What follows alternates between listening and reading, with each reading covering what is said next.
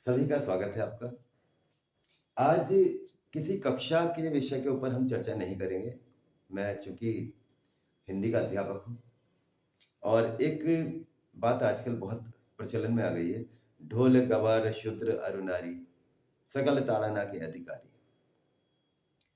तो हम इतने विद्वान हो चुके हैं, जिन पुस्तकों को पढ़ के महाकवि तुलसीदास, महाकवि कबीरदास, रहीमदास, सूरदास, इन सब की पुस्तकों को पढ़ के, इनके साहित्य को पढ़ के हम लोग विद्वान बनते हैं और थोड़ा-सा विद्वान होने के बाद हम उन्हीं के ऊपर सवाल उठाना शुरू कर देते हैं। तो बच्चों, हम में और कालिदास में क्या अंतर बचा? सबसे पहले तो यही बताना चाहूँगा कि ये सब राजनीतिक स्टंट हैं।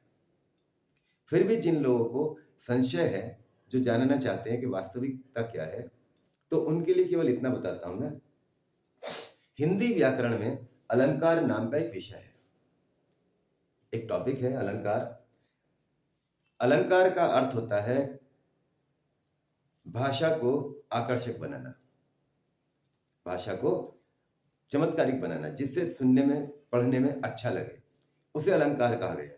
ठीक है बच्चों? तो मित्रों, इसी क्रम में एक अलंकार आता है जिसका नाम है श्लेष अलंकार। श्लेष अलंकार। जिन्होंने भी हिंदी को थोड़ा सा पढ़ा हुआ है, हिंदी का थोड़ा ज्ञान है, उन लोगों के लिए श्लेष अलंकार कोई आश्चर्य की बात नहीं है। मगर जिन लोगों ने हिंदी का ज्ञान नहीं है, हिंदी नहीं पढ़ रखी है, अलंकार के बारे में जानकारी नहीं है, ऐसे मित्रों के लिए इस अलंकार का अर्थ बताते हैं कि श्लेष जो शब्द इसके अंदर लगा हुआ है, इसका अर्थ होता है चिपकना। इसका अर्थ होता है चिपकना। ठीक है? और ऐसी रचनाएं, ऐसे पद लिख के बता रहा हूं मैं, ऐसे पद जिनमें एक शब्द में कई अर्थ छिपे हों, कई अर्थ छिपे हों, वहां श्लेष अलंकार होता है।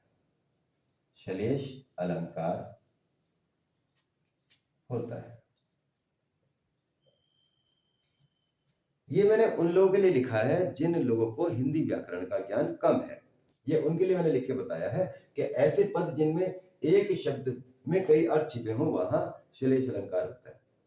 ठीक है मित्रों? तो वहीं आते हैं लौट के, ढोल गवार शूद्र पशु नारी, सकल ताड़ना के अधिकारी। ढोल गवार शूद्र पशु नारी, सकल ताड़ना के अधिकारी, वहीं लौट के आते हैं। तो यहां क्या है? एक पद इसका मैं लिख के बता रहा हूं, उसके बाद उसकी व्याख्या करेंगे जो मैं आपको बोल रहा हूं।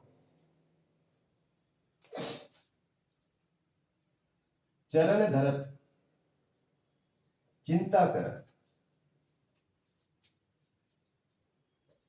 भावत नींद न शोर, भावत नींद न शोर, सुवर्ण को ढूंढत फिरत, सुवर्ण को ढूंढत फिरत, कवि व्यभिचारी चोर। ये तीन अलग अलग हैं, कवि व्यभिचारी चोर। ठीक है? इसका अर्थ क्या है? चरण धरत चिंता करत, कभी इधर टहलता है, कभी इधर टहलता है, चिंता में मग्न है। भावत नींद न शोर, ना तो नींद अच्छी लगती है और ना ही शोर अच्छा लगता है। इन पंक्तियों का अर्थ बता रहा हूं मैं आपको। सुवर्ण को ढूंढत फिरत, सुवर्ण को ढूंढत फिरत, कवि व्यभिचारी चोर। अब ये सुवर्ण जो यहां लिखा हुआ है, यहां तीन अर्थ में प्रयुक्त हुआ है। कवि के लिए सुवर्ण का अर्थ होता है सुंदर वर्ण, सुंदर वर्ण, वर्ण यानी कि अक्षर। कवि को सुंदर अक्षरों की आवश्यकता होती है सुंदर रचनाएं लिखने के लिए। तो यहां कवि के परिप्रेक्ष्य में सुवर्ण का अर्थ है सुंदर वर्ण या सुंदर अक्षर। व्यभिचारी, व्यभिचारी कहते हैं कामुक पुरुष को, कामुक यानी कामांध, जिसे सिर्फ स्त्रियों के साथ संसर्ग करना अच्छा लगता है। तो यहाँ व्यभिचारी के लिए सुवर्ण का अर्थ है सुंदर स्त्री, सुंदर स्त्री, ठीक है। और चोर, चोर के परिप्रेक्ष्य में यहाँ जो सुवर्ण लिखा हुआ है इसका अर्थ है स्वर्ण, यानी कि सोना, ठीक है। ये छोटा सा उदाहरण मैंने आपको बताया कि एक ही शब्द के अंदर तीन अलग अलग लोगों के परिप्रेक्ष्य में तीन अलग अलग अर्थ छिपे हुए हैं। अब बात करते हैं तुलसीदास जी की। तुलसीदास जी ने रामचरितमानस की रचना की है। वहां पे एक पद आता है, कौन सा पद आता है? वही पद जो आजकल बहुत ज्यादा कंट्रोवर्सी का कारण बना हुआ है।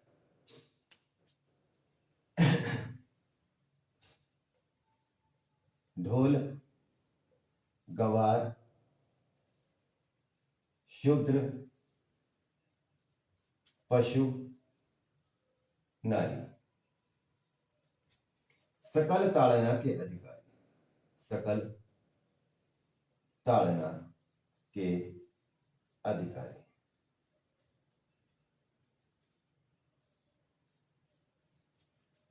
ढोल आपको समझ में आता है। गंवार, गंवार कहते हैं ग्रामीण, गांव के रहने वाले लोग। गंवार शब्द का जो अर्थ आजकल हम लोगों को बताया जा रहा है, जिसे कुछ भी ना आता हो उसे गंवार कहा जाता है। वास्तव में गंवार वो नहीं होता। गांव के निवासी को गंवार कहा जाता है। गांव के रहने वाले व्यक्ति को ग्रामीण, या ग्रामीण तो हो गया तत्सम शब्द, ये तत्सम है, और इसका जो तद्भव है वो है गंवार। गंवार का अर्थ ये नहीं होता कि उसे कुछ नहीं आता। प्रचलन में हमने ऐसे शब्दों को ले लिया है। इसी तरह शूद्र का अर्थ वर्तमान समय में जो SC ST कास्ट है उनसे कोई इसका लेना देना नहीं है। डॉक्टर भीमराव अंबेडकर ने किताब लिखी है हु आर शूद्रास, शूद्र कौन है। अगर किसी को भी शूद्र के बारे में जानकारी चाहिए कि शूद्र कौन होते हैं, तो ये डॉक्टर भीमराव अंबेडकर की पुस्तक में स्पष्ट रूप से लिखा हुआ है। इसका SC ST OBC आजकल की जो कास्ट है इनसे कोई लेना देना नहीं, परंतु यहाँ पे हम चर्चा उसकी कर रहे हैं जिसके ऊपर आजकल कंट्रोवर्सी है कि ये सब ताड़ना के अधिकारी हैं। ताड़ना यानी कि मारना पीटना। तो सबसे पहले तो आप अपना ज्ञान थोड़ा बढ़ा लें। ताड़ना शब्द के कितने अर्थ हैं? ताड़ना शब्द के कितने अर्थ हैं?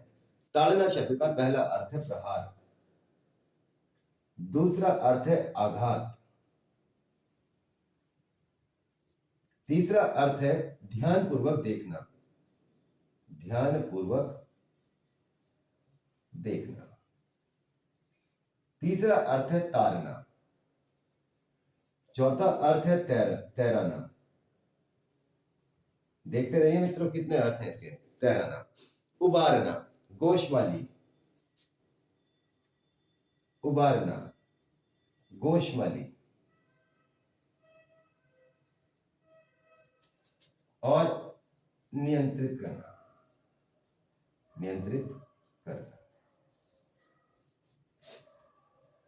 ये तो है इसके अर्थ, केवल अर्थ, शब्द और शब्द के पर्यायवाची, पर्यायवाची यानी कि एक ही शब्द के इतने अर्थ हैं।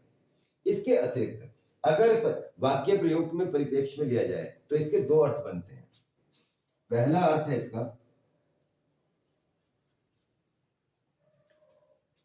कठोर व्यवहार करना,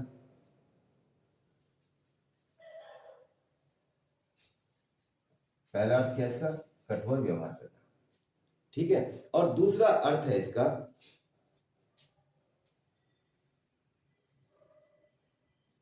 प्रत्येक गतिविधि पर नजर रखना, प्रत्येक गतिविधि पर नजर रखना।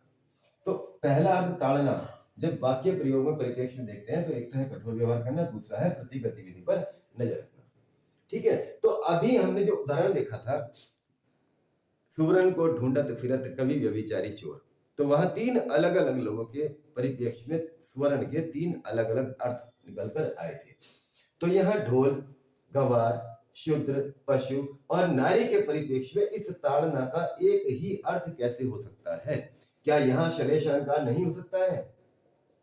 श्लेष अलंकार नहीं हो सकता है क्या मेरे मित्रों? यहाँ भी श्लेष अलंकार ही है। गोस्वामी तुलसीदास जी की कविताओं को पढ़ पढ़कर हम हिंदी के महान कवि बन जाते हैं, हिंदी के महान ज्ञाता बन जाते हैं, तो हम उनके ऊपर सवाल कैसे खड़ा कर सकते हैं? दूसरी बात, हम अब वर्तमान समय में जो मानसिक स्तर है हम लोगों का, वो पुराने लोगों से बहुत निम्न है। आप में से जितने भी विद्वान यहाँ बैठे हुए हैं, अगर उनसे एक दोहा लिखने के लिए कह दिया जाए, तो मात्रा लगाते लगाते दुखी हो जाओगे। मगर उन्होंने जितने भी पद लिखे हैं, चौपाइयाँ, सारी चौपाइयाँ उठा के देखो, सब में 16-16 मात्राएं आती हैं।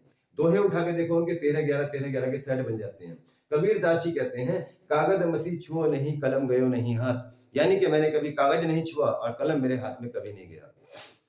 अब उनका मानसिक स्तर इतना अच्छा है कि उन्होंने 1 लाख से अधिक दोहों की रचना की है, और दोहा यानी कि 13-11 मात्राएं, ठीक है, सारे पदों में मिलान करके देख लेना। मगर जब हम रचनाएं लिखते हैं वर्तमान समय में, तो हमारी मात्राएं सेट नहीं हो पाती हैं। हम इतने विद्वान होने के बाद उन लोगों के ऊपर सवाल उठा देते हैं, ठीक है। तो ये मैंने समझाने की दृष्टि से आप लोगों को बताया, मेरा विषय ये नहीं है। मैं केवल इतना आप लोगों से कहना चाहता हूं कि ये सभी के सभी राजनीतिक स्टंट है। इन सबसे दूरी बना के रखें और अपनी परीक्षाओं के लिए तैयारी करते रहें। बहुत से लोग ऐसे भी मिले हैं मुझे, एक शिक्षक ही मिले थे, मैंने बच्चों को पढ़ाया क्लास के अंदर, मैंने चौपाई पढ़ाई और चौपाई का उदाहरण मैंने लिखवाया बच्चों को, जय हनुमान ज्ञान गुण सागर, जय कपीस तिहुँ लोक उजागर। ध्यान दे लेना बच्चों, मैंने जो पद पढ़ाया है वो हनुमान चालीसा का पहला पद पढ़ाया है, जय हनुमान ज्ञान गुण सागर। इसी कक्षा को एक अन्य अध्यापक, जो संस्कृत के विद्वान अध्यापक थे, उन्होंने पढ़ाया। और जब मैं अनुपस्थित था, 3 दिन तक मैं क्लास में अनुपस्थित रहा, तो उन्होंने यहाँ बच्चों को बताया कि ये चौपाई का उदाहरण ही नहीं है। संस्कृत के विद्वान अध्यापक बच्चों को समझा रहे हैं क्लास के अंदर कि ये चौपाई का उदाहरण नहीं है।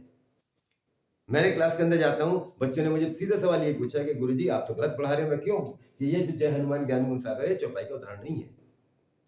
तो ऐसे विद्वान शिक्षकों से, ऐसे विद्वान ज्ञाताओं से, ऐसे लोगों से बच के अपनी तैयारी परिपूर्ण करो, क्योंकि तुलसीदास जी, गोस्वामी तुलसीदास जी, 400 साल से किसी ने उनके ऊपर सवाल नहीं उठाया। हमसे ज्यादा विद्वान लोग पहले हो चुके हैं, हिंदी भाषा ज्ञान हमसे ज्यादा रख चुके हैं, ठीक है। तो अब ये इस वर्तमान समय में अपने दिमाग के अंदर कोई भी डिस्क्रिमिनेशन पैदा मत करना।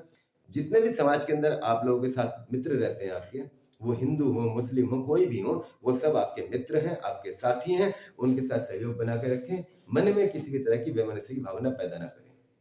जय हिंद, जय भारत।